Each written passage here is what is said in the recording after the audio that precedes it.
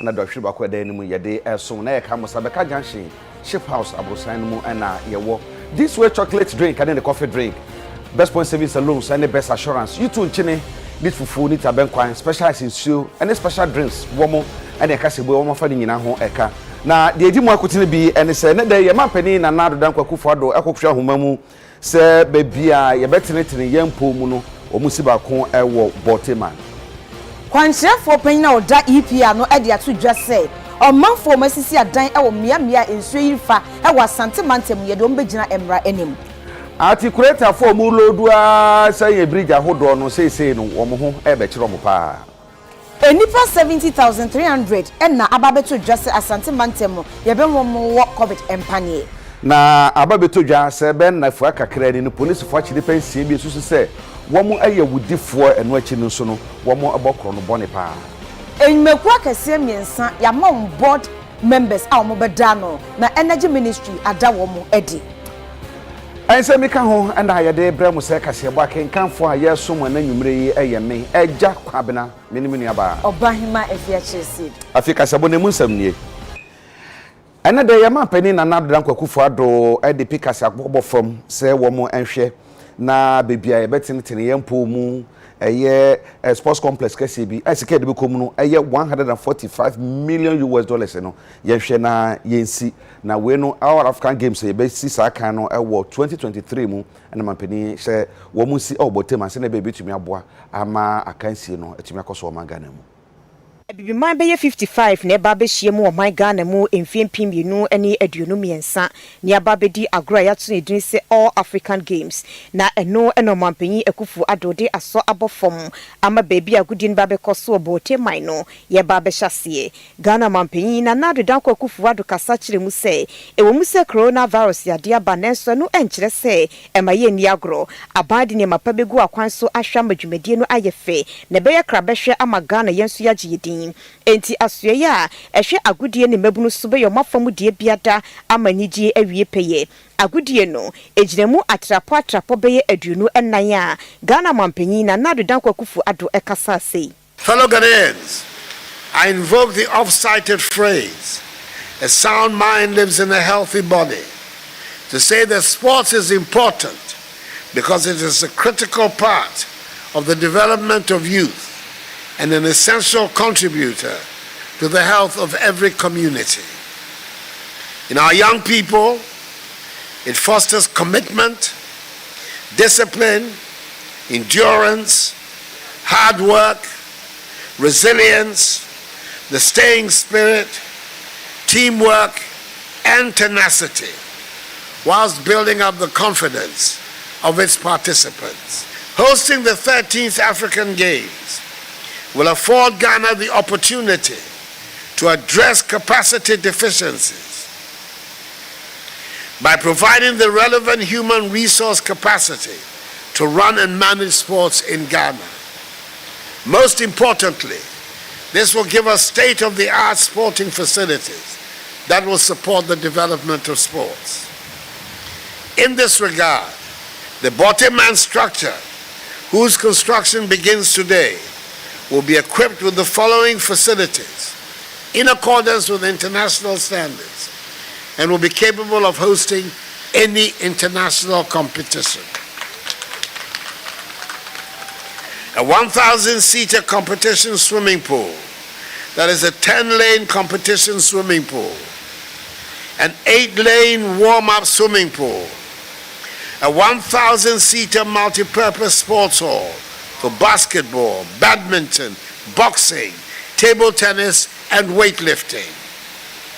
A 500-seater temporary dome for handball,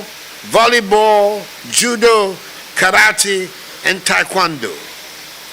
A 5-tennis court complex, including a 1,000-seater center court. A 6-lane warm-up athletics track. A 1 FIFA standard football training field, and a 6-kilometer single-lane road, and a 3-kilometer double-lane road. These are not the only facilities to be built here. In line with hosting of such events, one of the major legacies of this project will be the start of a university for sports development. When completed, it will be the second such university in Africa and amongst the few in the world. The facilities to be constructed here in Botemai will include lecture halls, students' hostels, lecturers' bungalows, and academic facilities. May God bless the 13th African Games, Mother Africa and us all. And may God bless our homeland Ghana and make her great and strong. I thank you for your attention. Chief of Staff Honorable Fremont Opari Ojina Omampanyin na Nadu Danko Akufo-Addo na nemo na ode check esum 14,394,000 Ghana cedis. Hedi akoma mpanyinfo moda rage ayaresabia no say womonye na entafo bi a beto odwase ya wo so muti ebom no womfanye operation se de be ya obetumi ate wo emo. Director General Ghana Health Service Dr. Patrick Kumabwaje ono na oje check. It was brought to our attention in cabinet by the Minister for Health that there was this situation and that our medical team in Ghana are ready to undertake the separation. So cabinet agreed that we should, government should commit and encourage our experts to chart this water, more or less. So I came here to visit and met with you, and you put before me the cost implications of what you wanted to do. Today I am here in response to the request fully put together by your team to the Minister for Health, who then forwarded it to us at the Office of the President. And with the endorsement of the President, we've made the money available. Now specifically, the request asks for a total of 14,394,397 cedis. So today I'm here to announce that the money has been fully released. That the money is not in the pipeline, but it has been fully released. We have to reschedule the surgery because it will not begin again in the month of September, because now that the government has given the money out, the equipment are being airlifted to come to the country. So let's give the equipment 10 to 15 days for the rest that have not come to the country yet to come. So because of that, the surgery is now scheduled for the 3rd week of October, okay, the first step. And remember, there are 5 steps of the surgery. So we are just beginning, okay, because the equipment has to be installed. We have to practice with the new equipment before we start the surgery.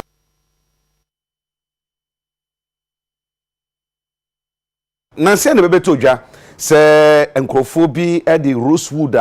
emra ma kwanse ntwa manga na mu no akokopie mu ewo Temahabo na sa Rosewood no na eye container makomako edumiensa na asemkumakura na no eno menso afa wo hwe obode bobre na yasase wonsam so no nyafo Samuel Abuginapo ede to gya chirim so wo mu dane ede ma National Intelligence Bureau for so wo hwehwem na nipa hye chiri no ye no wo eni Nanum will be in a better just containers be do me and son ababedru Ghana so shemagina bia. In 24 could be no ya not Rosewood in Yanni be any gumu. Ghana yamran so ekun etia so be betrebi anaso bedi huja. Etienam so ama asuya. A shensa say any obadi any passo so for dano. Onwenya for Samuel Abuginapo akasa. Edi atudwa say omo edi enuana ewo container dumi ensanimuno ama NIB for say omunye nhwemu ewom. The investigation is becoming wider now, and I've since written to the Minister for National Security to constitute a comprehensive detailed, far-reaching investigations into this whole cartel of rosewood, because preliminary information we've received suggests that there seems to be some importation of rosewood into our country for purposes of, if you want, laundering the wood and exporting it out of our port. When that happens, it is Ghana that gets discredited, and we're having to take steps to checkmate that. We're told today that based on the provisions of CITES, the 5 countries in the West African sub-region who are allowed to trade in rosewood are Ghana, Mali, Burkina Faso, Gambia, and Senegal. And we have strong suspicion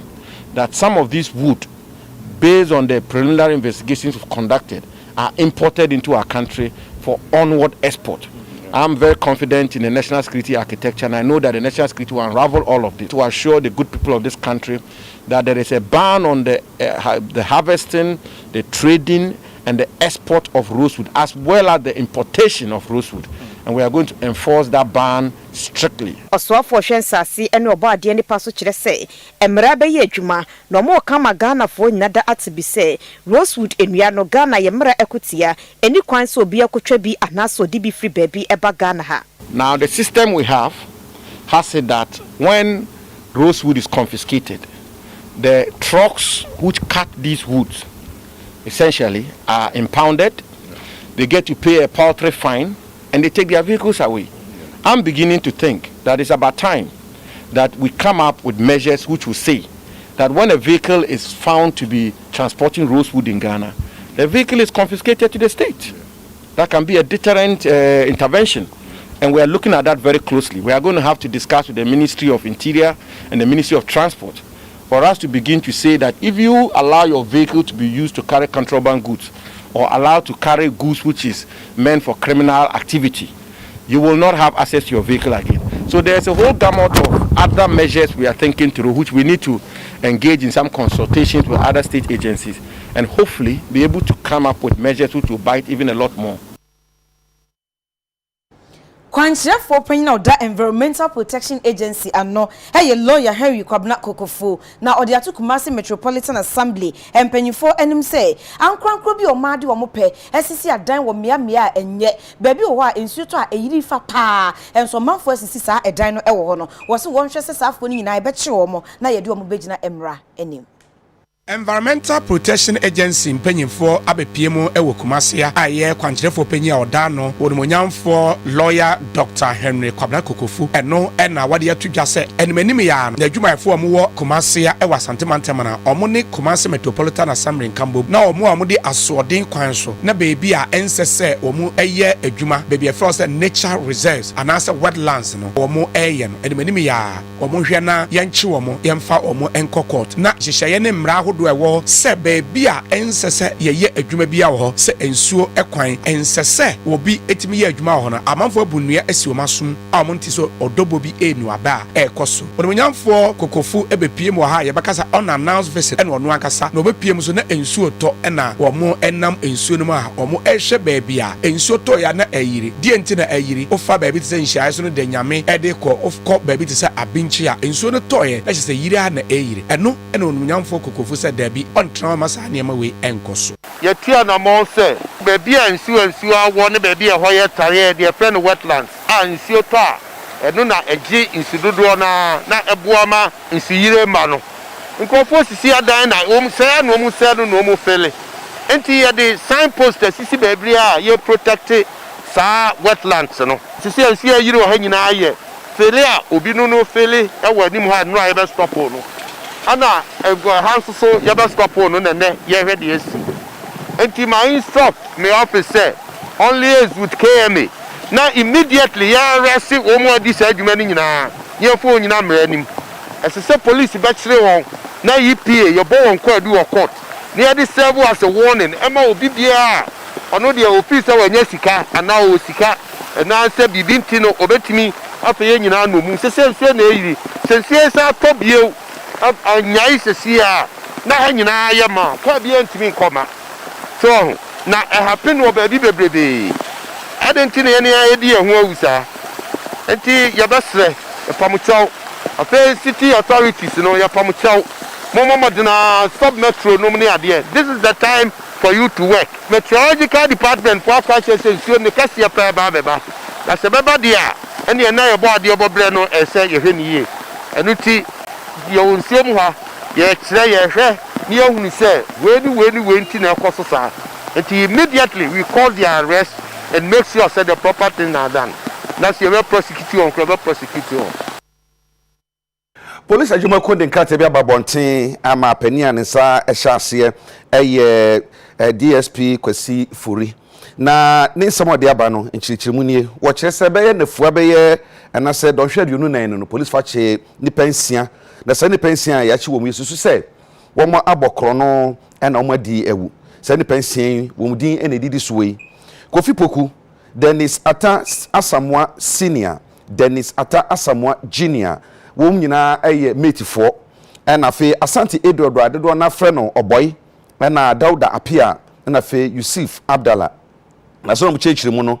police adwuma ko no Asante mantemu eche mnantewa enan a wo ne Kofi Poku Dennis Ata Asamoah Senior Dennis Ata Asamoah Junior na fe Asante Edward se nansen a abanye bia wanya fiadu no mienu na osua itireyo bra abanye apon adwuma na wo kofie na ogina kumaka junction no ekona wo kwa sokora mampom emranti wayi ede sekan ekoto hye ne so ewo no eje ne bag fi ne sam di ne dwane ye na bra de awura no ekokodu Mensha Government Hospital no na waka nchini agu enu ti sabre emranti wa nan ye mu ensemu nhwehwemu sanso na wokọ savana mantam nso a police adwumako no kyerese ya chi Dauda Apia na fe Yusuf Abdallah samranti emienu ene nipa bi eka mo ho a wom de wom de ho aka nwira no womo akwato shobi ana okura fidi a de hwehwe gold yi bi ene edituo esi no so ewo terekura ama mo je sa machine fi ninsam na ba police for che sam nantie nyina no womo hwehwe omo ho no do mu ye ne se etuobo ba hwe nim eye G3 etuobo ba na ekura bi omo kura bi na fe single ba etuo no so na omo kura bi ene esekan se nipa anan ya ye kama na se mienu so ye kama hasemi no police for yomo se mu hwehwe mu de na mo che se bo nyina ye boa amanfo na eboa police for tia police for na so mu susu se nkrofo we ya nkrofo na tetete sa eno na ma police for tumi ekokoche sa nkrofo nyina na mo da Ghana fo nyina se no bibia se wo mo de anse ebe boa bre na bra no ye hu nipa bonfo bi so mo hye ba bia ye betia police for na so tentem na ya chi o mo se na be ya obudwumadi ahoro mu di nkrofo nya di nkrofo wuji nkrofo niema no ye betumi ahwe na ya bre na se kra enkrata yi eye owura Kwasi Fori oye ASP na ne nsa ehyaase a wo de ama police adwumako no yenyina wei so ne yenye enkrato a edi kan madaro mayeba sisia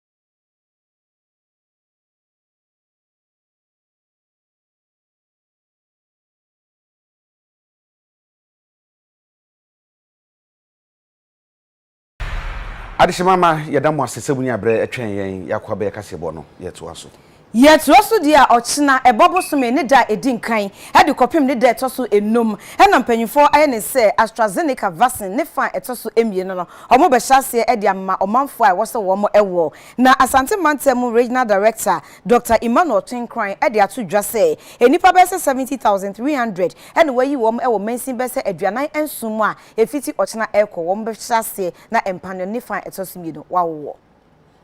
Asante Mantem kwanhyefo pedina wada apomodin adwuma no ano ene Dr. Emmanuel Tinkran na wakasa akire mu sese ya no wonom enya vaccine no ebi nea eye AstraZeneca no a wode ebewo enipa be se empem aduoson ahasa e wa Asante Mantem mensia hodro aduanan enso ni nyina emum efi ebobo sumi ayebe remu wochenan ne dadi kan na kosi ni da etoso enum ebra no semtrofo nhye mu aya woni won ye ekyerekere won yade na nisu baby akodu eno na wo ye ya wode sansem we nyina etudwa wo se won ma edi kan wo AstraZeneca ne edi kan a wonya nya ne etoso mienu enwoye no won na sese won mu nro aba wo be won nti oto aso ekyere mu se apemfo ene won mu a awo Sputnik ene Johnson & Johnson vaccine no won tumi enwobi na wobi so a wuni kan ngobi kura wuntimi ngobi nemum eye won ma edi kan wo AstraZeneca no ebi na wo twen ne etoso mienu no wonum ene betimi awo o kire mu se COVID-19 yade no kwa na ekosoro entihia so manfo ma wani da ho wo se mantami mu nyina no yade no empimaduo no wo ha aduoson 20,170 na enya bie na emu 19,468 empim dunkuno aha nan aduosi anwotwe na won ho ato won na ahasane aduosi abako 361 na ewu August busumi eba na wieye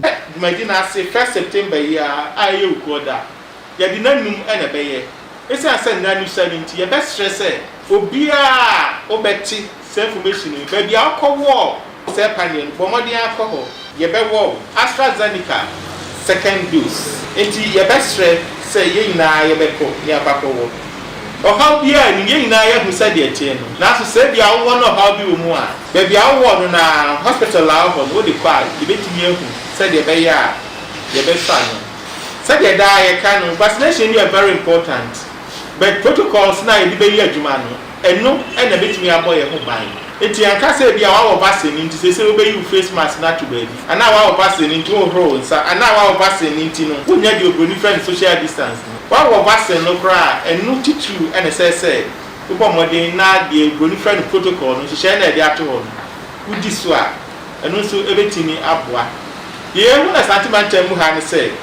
emre bia ye ka say yare no kofom pa na nipa twen say yare no kontina o ma yi o mu nose mask na say o mu ni protocol no so na enu kwara wo mu say asana be mu say yare no kofom no enu na say wodi mra no ye dwuma pa say de be ya ebetimi akofom esene say de ye hwehwe no etime mo bia nya na dwen say ye say yare no kofom e was Asante Mantem mu ha it say the on share the nose mask mi bi and I said the ope and obey ye yani sa ekonu yentimi nko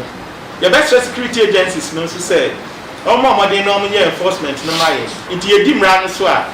na be boa ama yetimi akoyare na send be beto dwa say abaye bia wanya Afiedu nipa bonfu bia koto shabe ya iso atono mo na se de ananka ne ka no bon gala no mu wie no so san atutuo e de bo ne nsam ama sam no kwasem ni aha dwene pa ma sese ye kasa no oda yaresabia e wogumu apotin pod clinic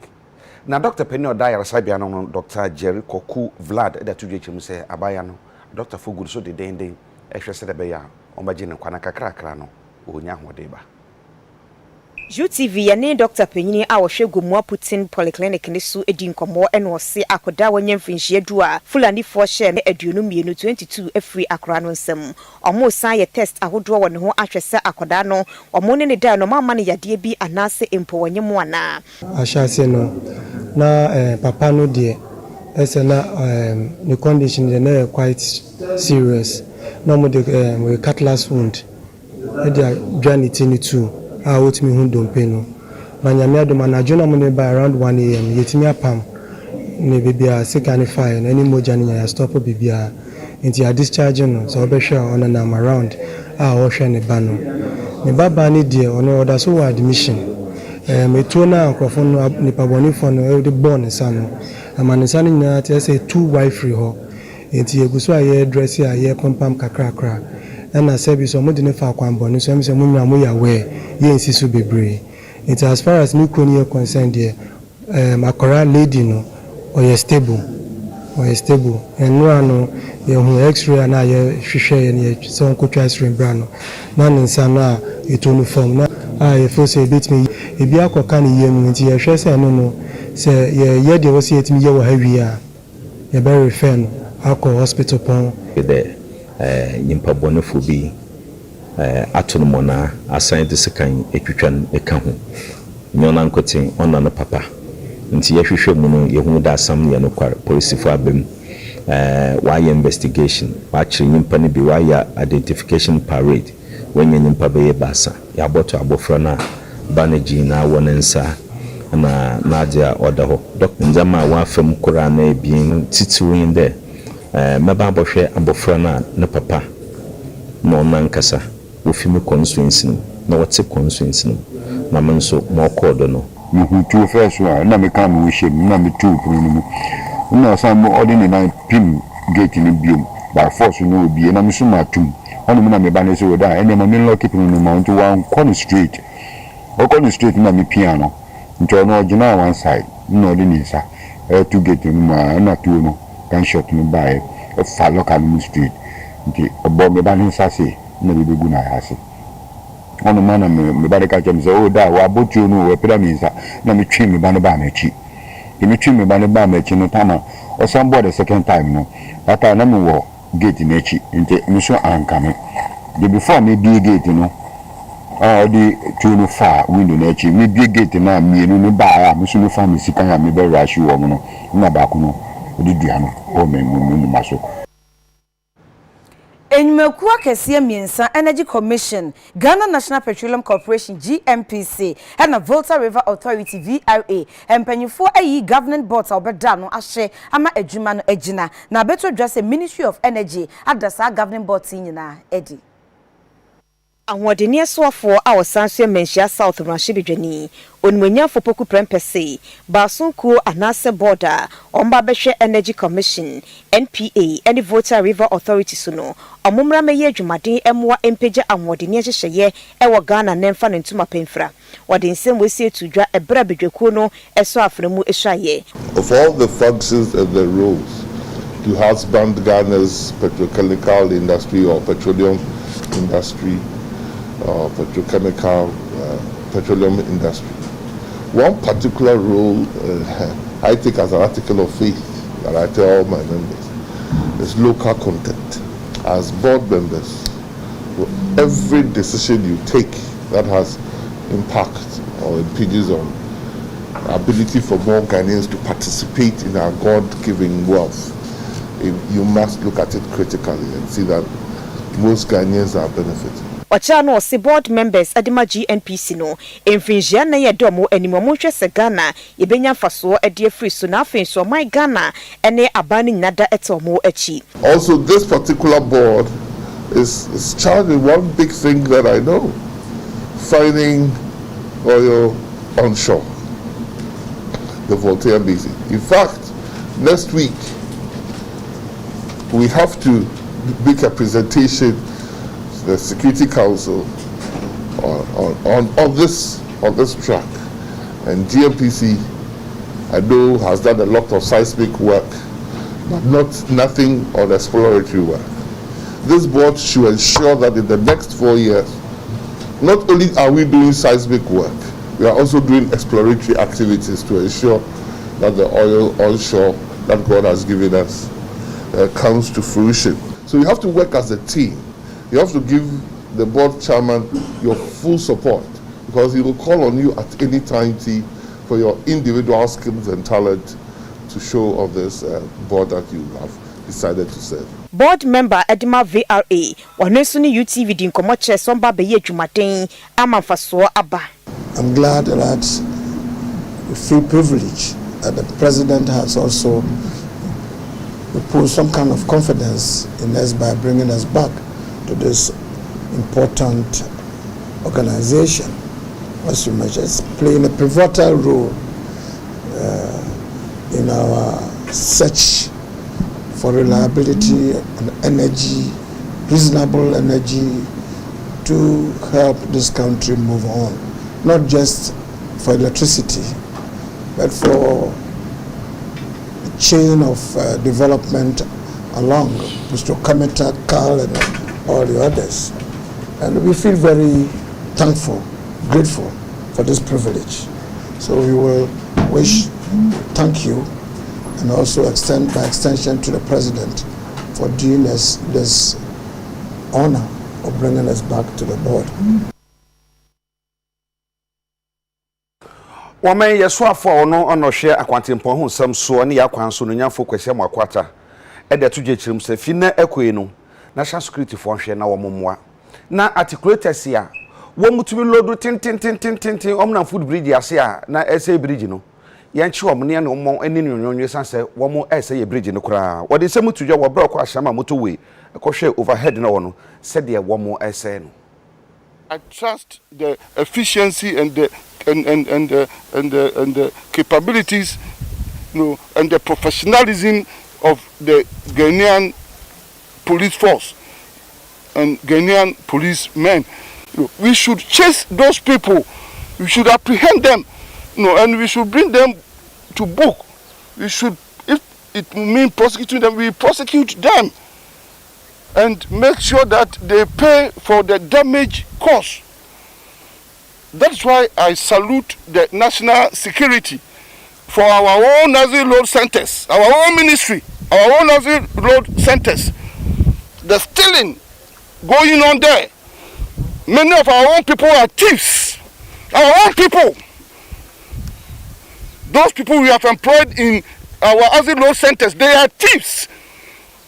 They are stealing. And they are engaging in all acts of indiscipline activities. The national security should chase them, and anybody apprehended, anybody arrested should be made through whatever form to give out information. And if those of us in offices, in the highways, feeder roads, urban roads, ministry, up to my level, anybody involved should be exposed and dealt with. And that is what is going on everywhere. We want to cheat our nation. So let us start from our own offices. And you and I know that those employed to work with us in the Azil road centers, in the toll booths, many of our people are thieves, and they are all stealing. And everybody, I call on the public, we should all open our eyes. And if anybody is apprehended, nobody should be spared. If it's me, nobody should come to my aid. I don't need anybody to plead with me. We are living in a nation where we don't punish. People fall into trouble and we run to chiefs, we run to reverend ministers to plead and beg on their behalf. That reverend minister, that chief that you are going to, if he had led his life like you, would you run to him to come and plead on your behalf? You are going to him because you see him as an upright man.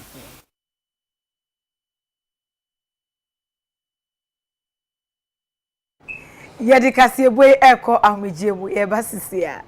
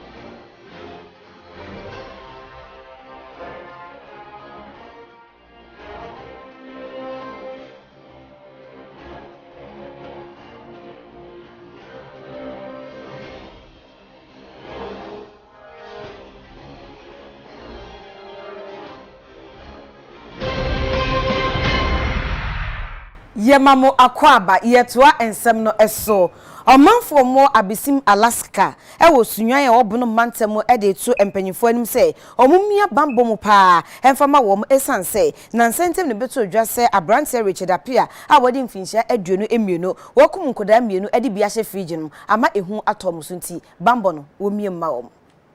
kanan yentem hanam na nte sa set sa yentum tan wa bra na mra ye ba hanam na ache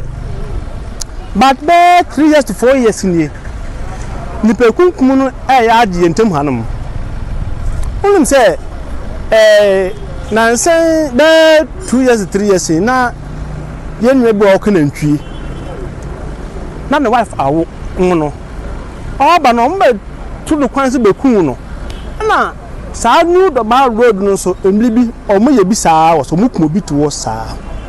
nti ayade bia yenteman saa de no ache but aya eni buafo na menua wo kan mana kwesisen buafo wo he nti na mpanifo e ba ya na to monim se yesre wo nom omomwa yen awo security nsemu sani ye ba ya yenu enwenu mba yo mukokro mu ana dwuro mu ba na omo ble na omo repu omo na omo jomo fun na omo jomo sika didi e besremu ane se mu semtwefo nsu no momwa yen sani ye ba ya kasa na ye kasa ya no bedu atire security de ye nsedan nibi enibi kra sa wo hwe kwan ya da Alaska e cotton brown ho no na ya kasa na ebuyi and at the same time so no kwan de mu keke mo hu no kwa e da kwan mu keke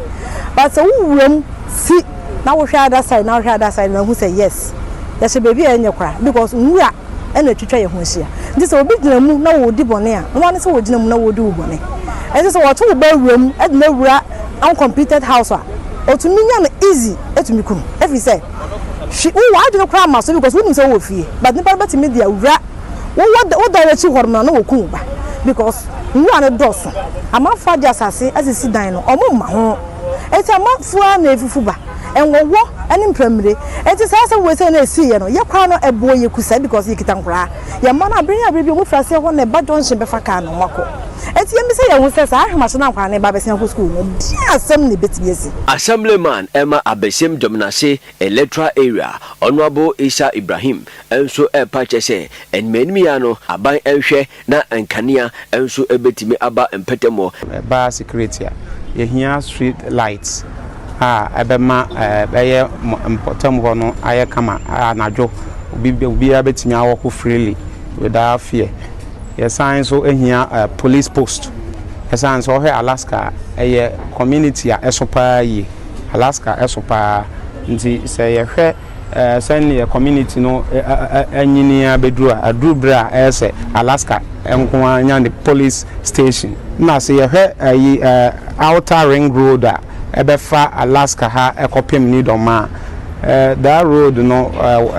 has been under construction na contractor no a live site nya dey a contractor no etwas way adwuma no nti ama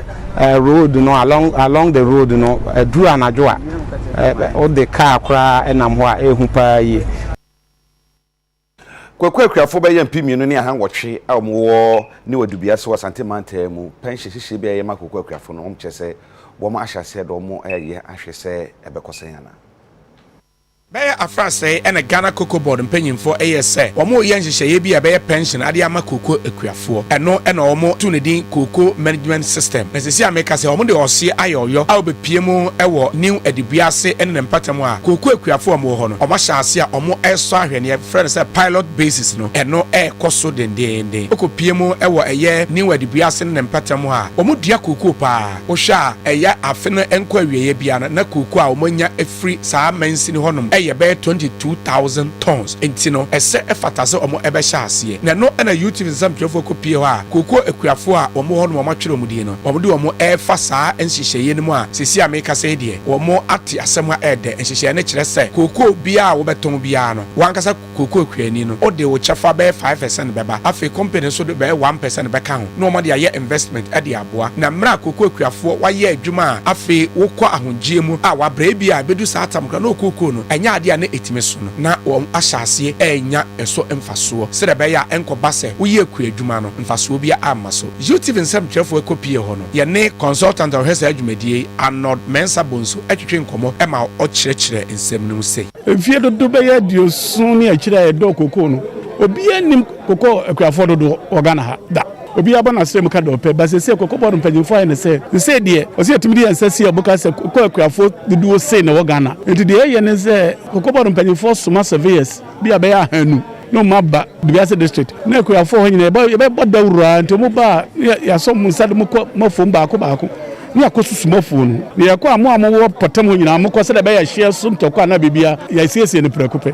yɛwie no a na mmerante ne nkatasi afoforɔ so aba ometoto wano sembisa bi abɛyɛ aduonum na ne nyina ɔmo yɛ a no makɔkyerɛ gu abafo computer yi so nti yɛwie ne ama wade ɛfrɛ no cocoa card nti cocoa card no bi abɛkɔ bia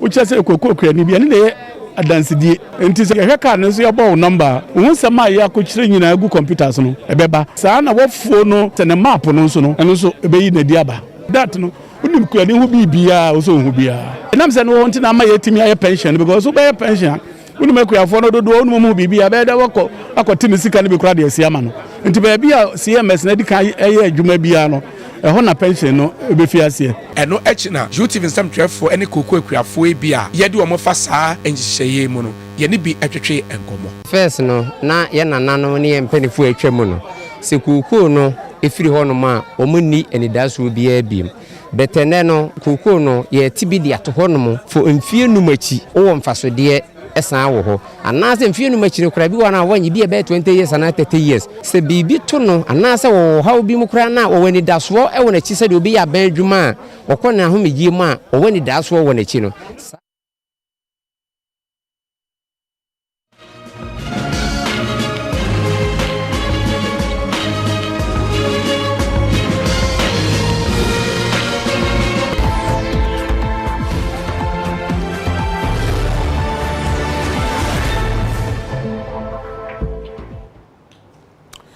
Awie ye de kasebo no eko community watch mu na ye beko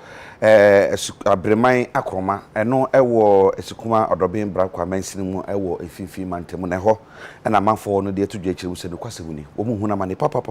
sense ne ma hodo ebetumi aboa ma masetena ko nenim no enya de eheda ekoyie kura nti omo ne ensantwire ni Ibrahim Dazi edin komo amo makosam no omo kan sei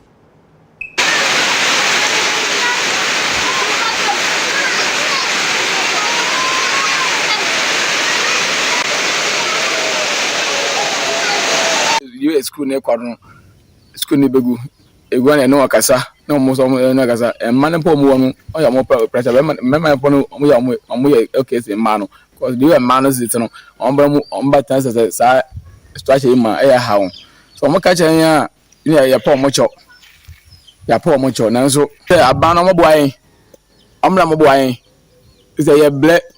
ya ma say materials ya use no ekra na say ade ni na akofom eto aba wa blama ya boku ha de ento aba wa eto aba wa village bi wa ade wa na eto aba nse sa aban yen so vote no bokọ ama oman wini hen na vote ndi ka ekọ ansa na oman wini ya bre papa e kwastia ase ba bi ni ya hwa amofra o han odo so nti esa ase de botwi ba bi a ebinya asase na ya ye na me adma e ba asase foforo bi asase wura mo nya ba kan asem ma sisi asase ne da ye de ne yambo de ya hochi ne papa abon modin biara council wa boso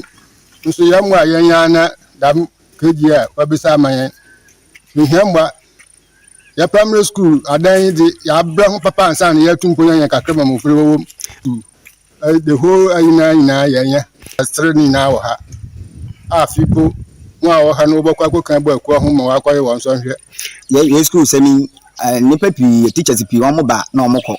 omoko because of ye school na ye ninti nkaka mba no mpo itobi ye mo oden a wo de mo say adan ye na afi so light na ni ha mo ninti omo ntumi nti na ha mo do ndi mo ba so a wo tumi tina maybe by 1 month na omo 1 month na omoko many o mayo 1 month na omoko ita ye school semi de hianya papa beja wa kwala wa ha mo insu to sisiala na teachers 1 hour pe na omap na omoko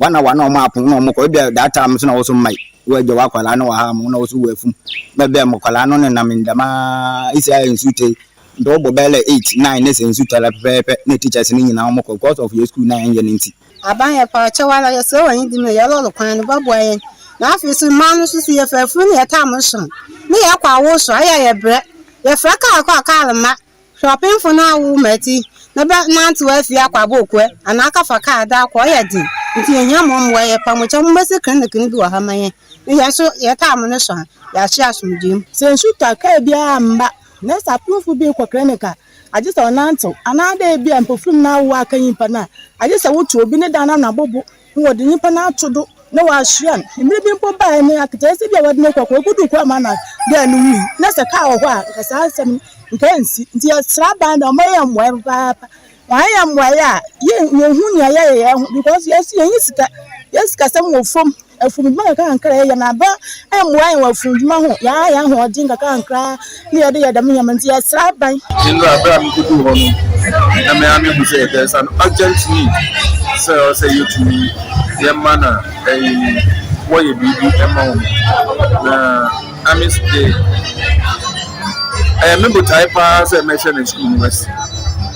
Then when my host my woman there, I can't just say bam and ma. You say no. Ye and this impo na that fund we are because this year the bar na yansu ya beshe me and no afa dream na the may and we are going to give it a priority. Yeah, they have a priority. You know school na dey just yen kan wa sama we did it there. No one may be to my can and say, yes, or say, and many me are from. So they shoot up and I say, oh, say, hey, madam, for now, if you are not a teacher's now, if you get better than a mobile or 9, shoot up and shoot up all the winner, and it doesn't other well for quality education. The Abeshe na yet 1 month. Na za all the year na school no ejina na na so na ejina na so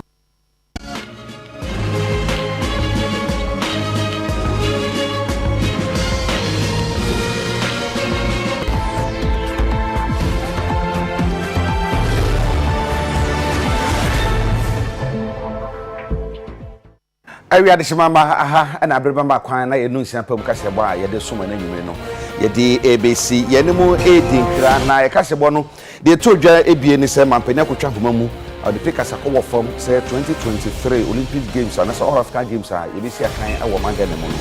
ye si stadium kase bi oboteman na ye fancy